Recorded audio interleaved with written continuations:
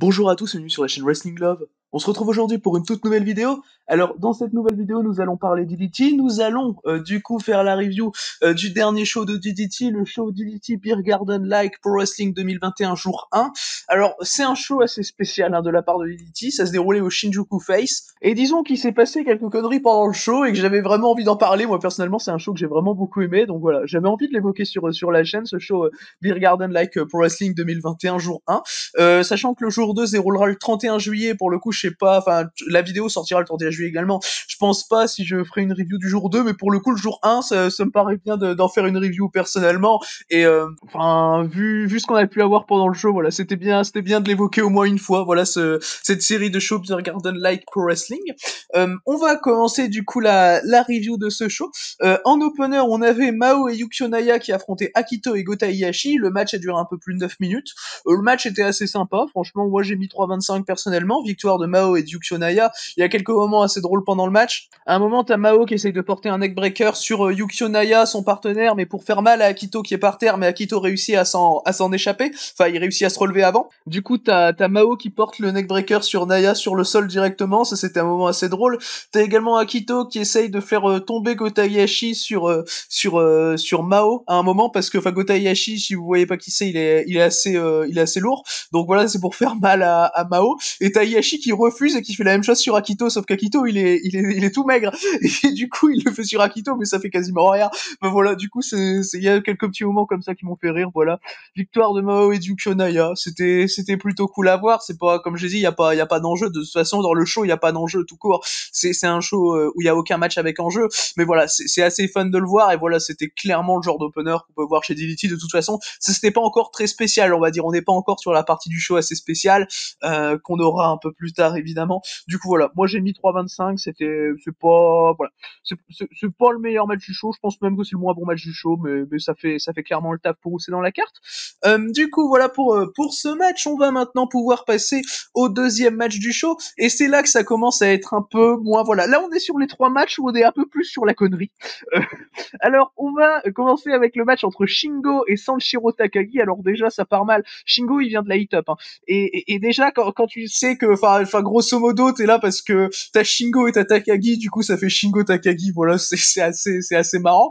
Et alors, faut savoir la stipulation du match. Alors, le match est un Texas Tornado Sharinko Death Match. Alors, on connaissait les Texas Death Match, mais pas les Tornado Sharinko Death. Alors, pour expliquer un peu la stipulation, en fait, le match, c'est un match simple. C'est vraiment un match avec des règles normales. Il y a une DQ, tout ça. Il y a des double count-out, il y a des count-out, tout ça.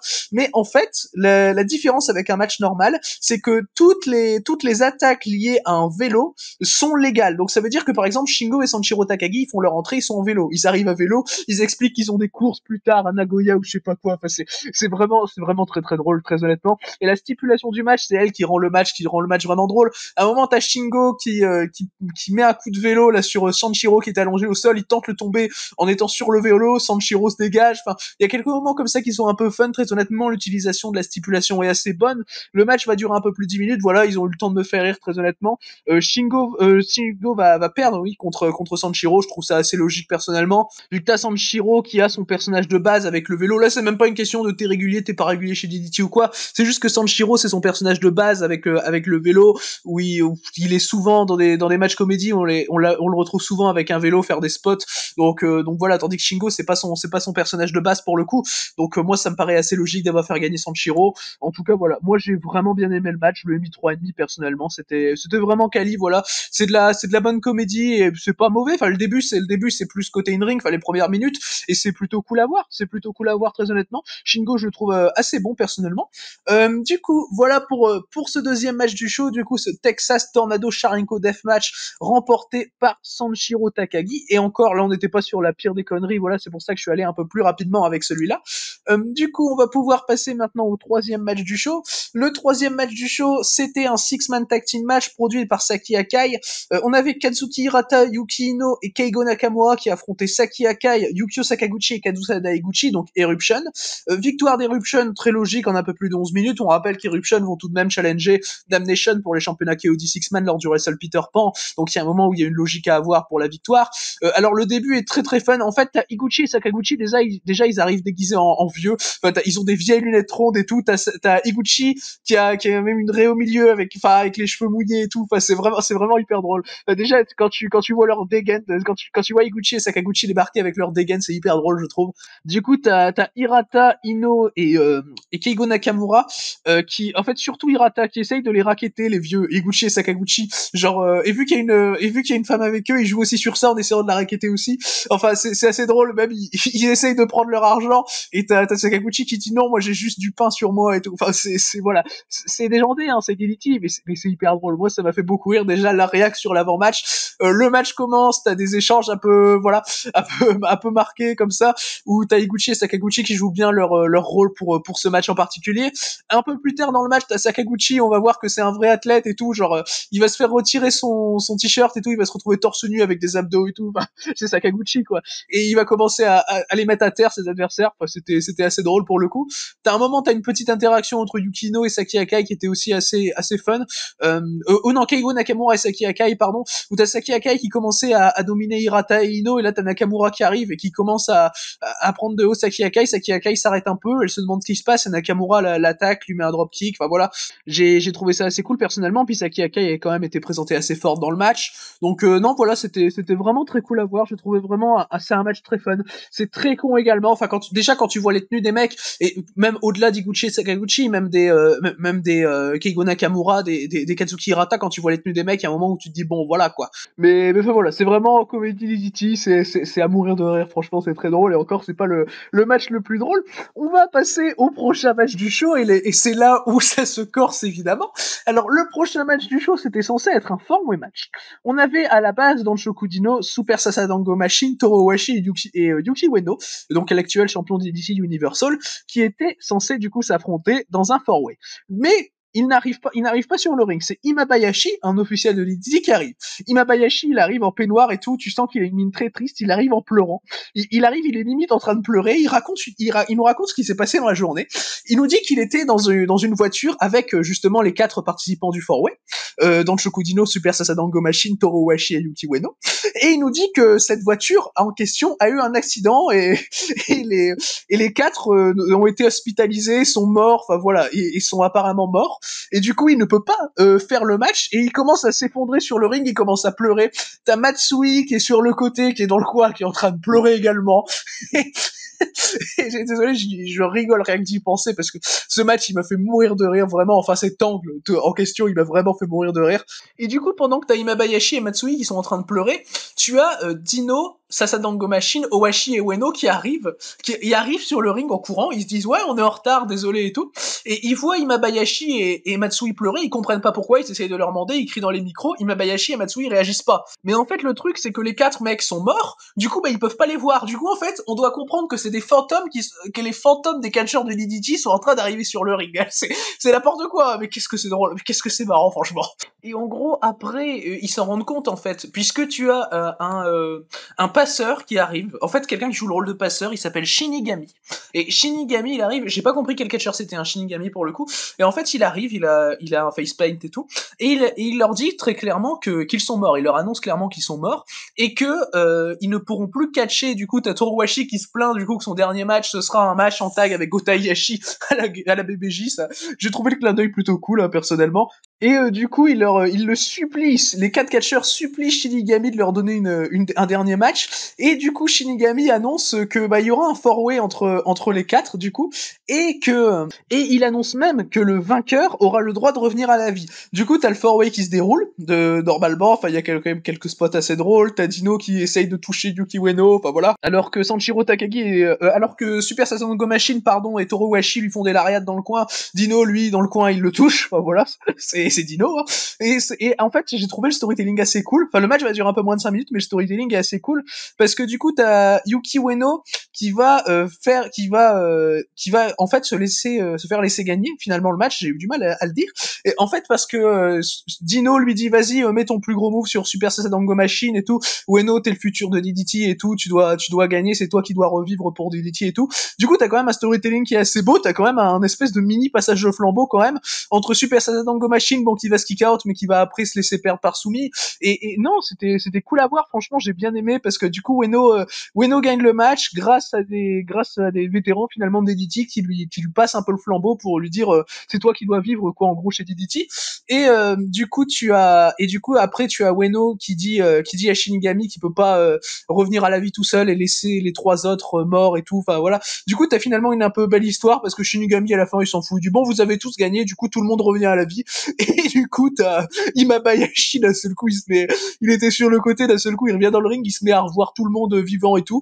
Et il dit ouais, bon, quelle belle fin et tout. Et t'as tout le monde qui est en train d'essayer de toucher Ueno. Enfin, t'as tout le monde qui fait comme Dino. Enfin, c'est hyper drôle. Enfin voilà. La fin est plutôt cool. Et puis le match est con. Qu'est-ce que c'est con. Enfin franchement voilà, c'est idiot. Hein, mais qu'est-ce que c'est cool à voir. Et en plus le storytelling est cohérent finalement et assez symbolique.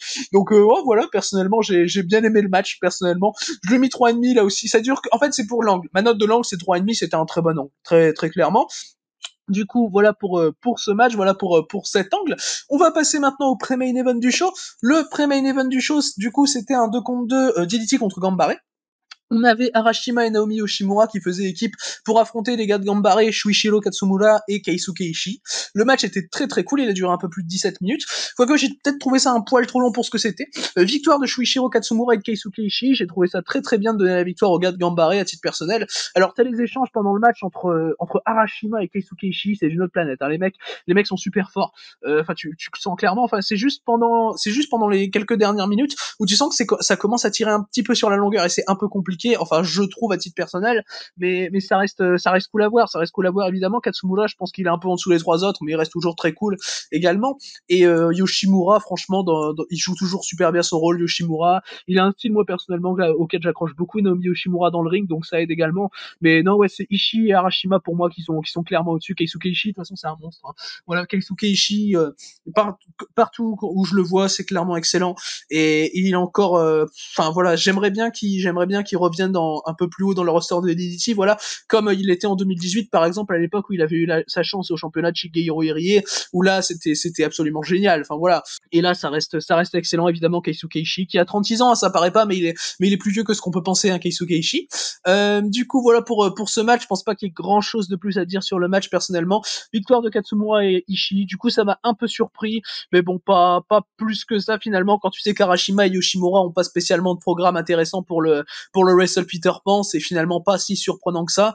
Mais du coup, bah voilà pour ce match. On va maintenant pouvoir passer au main event du coup de ce show DDT Beer Garden Like Pro Wrestling 2021 jour 1. Le main event du show, c'était un tag entre Konosuke Takeshita et Yuya Koroku contre Chris Brooks et Hideki Okatani. Le match a duré un peu plus de 22 minutes, victoire de Brooks et Okatani. Le match était très très bon. Franchement, je tiens à dire que pour moi, c'est le meilleur match du show, très clairement. Le main event est excellent, hein, y a pas de souci. J'ai mis 3,75. J'étais pas spécialement proche du 4, mais qu'est-ce que ça fait super bien le taf en main event, ce genre de tag. T'as Brooks et Takeshita, à des moments, ils ont de ces échanges, tu fais, c'est fou, hein, franchement, les échanges Brooks-Takeshita, où, enfin, les mecs, ils commencent à s'envoyer des strikes, c'est hyper fluide et tout. Takeshita, il fait un rolling elbow, t'as Brooks qui venait de faire un magnifique knee strike, enfin, ça s'enchaîne super bien. Brooks, il a également des super échanges avec Yuya Koroku dans le match. Yuya Koroku qui fait très probablement le meilleur match de sa jeune carrière, hein, qui avait débuté plutôt dans l'année Yuya Koroku, on le rappelle. Et là, c'est clairement le meilleur match dans lequel je le vois, en tout cas à titre personnel, je pense, sachant que j'ai vu tous ses matchs. Hideki Okatani, pareil, j'ai vu tous ses matchs et je pense que ça doit être probablement son meilleur match également, ou en tout cas sa meilleure performance. Les échanges Okatani-Koroku, c'est tellement bien. Enfin, tu sens pas que les mecs c'est spécialement des Young Lions, tu sens pas que les mecs c'est spécialement des jeunes et tout. Les mecs sont hyper fluides et tout. Koroku, il a quelques nearfalls qui sont très cool. Franchement, il y a un truc à construire, je pense, chez DDT avec Yuya Koroku. Par exemple, à un moment, t'as Okatani qui fait sa souplex. Je crois que c'est une Fisherman souplex, si je dis pas de bêtises, la souplex d'Hideki Okatani. T'as Koroku qui nearfall, c'est très très bien. Finalement, Okatani va remporter le match, il va soumettre Yuya Koroku. J'ai trouvé ça trop cool, personnellement, de donner la victoire à Okatani. Surtout que t'avais un tremplin pour lui donner la victoire. T'avais Yuya Koroku en face, qui est celui avec le moins d'expérience, finalement, chez DDT. Donc moi, je trouve ça très très cool de la part de DDT d'avoir donné la victoire à Okatani. Évidemment, à côté des deux là, même si c'est les deux là qui m'ont le plus impressionné, très honnêtement, au vu de leur âge, au vu de leur expérience, je trouve ça fou de faire ce genre de match. Mais évidemment, Brooks et Takeshita sont excellents, hein, sont sur une autre planète également. Surtout Takeshita dans le match, j'ai envie de dire, parce que enfin Takeshita quoi aussi. Il y a un moment où bon, voilà, c'est 22 minutes où tu te fais clairement pas chier, c'est 22 minutes que je conseille fortement. Autant tout le show est pas à conseiller dans son ensemble pour ceux qui sont un petit peu rebutés par la comédie d'Idity finalement, mais je pense que là pour le coup ce main event il a conseillé à tout le monde. Là c'est clairement 22 minutes de pur bonheur, d'action hyper fluide, en plus il y a pas un énorme storytelling, donc franchement t'as juste le truc entre Okatani et Koroku, mais bah, sinon t'as pas un énorme storytelling quoi finalement dans le match, donc c'est assez simple à comprendre, c'est assez simple à se mettre dedans, et c'est hyper cool à voir. Voilà, c'est le genre de match que je trouve super cool à voir en tout cas. Mais du coup voilà pour ce match donc remporté par Brooks et Hideki Okatani. Très très bon main event auquel j'ai mis du coup 3,75. Du coup voilà c'est ce qui conclut ce show du coup d'Elite Beer Garden Like Pro Wrestling 2021 jour 1. Alors le show dans l'ensemble personnellement je l'ai trouvé très cool à voir. Franchement vous voyez j'ai un match à 3,25 et sinon le reste c'est 3,5 minimum. Enfin voilà, là vous voyez quand même que la qualité du show elle est assez homogène et c'est toujours très très cool à voir, c'est très digeste. Ça prend 1h30 à regarder mais c'est très très très digeste je trouve ce genre de show d'Elite, comme quasiment tous les shows d'Elite de toute façon. On se souvient de toute façon d'un Ultimate Party l'année dernière qui durait 5 heures et qui est ultra digeste. Enfin voilà, c'est dans la gêne de l'Idity de faire des shows hyper digestes comme ça. Personnellement, je conseille de mater tout le show si vous n'êtes pas freiné par la comédie d'Idity, parce qu'il y a clairement des trucs qui sont pas à voir si vous aimez pas la comédie d'Idity, genre le truc avec les fantômes, tout ça. Bon, c'est pas conseillé à tout le monde, même si moi j'ai trouvé ça super et j'ai passé un super moment devant. Mais voilà. Et personnellement, non, moi je vais conseiller le main event. Très clairement, c'est le main event que je peux conseiller à tout le monde, mais sinon foncez dans l'angle du four-way fabuleux avec les fantômes et foncez dans le Shingo Sanshiro Takagi avec les vélos. Enfin voilà, c'est très très drôle. Du coup voilà pour ce show, voilà du coup pour cette review de DDT. Merci à vous d'avoir écouté cette vidéo, j'espère qu'elle vous aura plu et du coup d'ici les prochaines vidéos, je vous dis à la prochaine.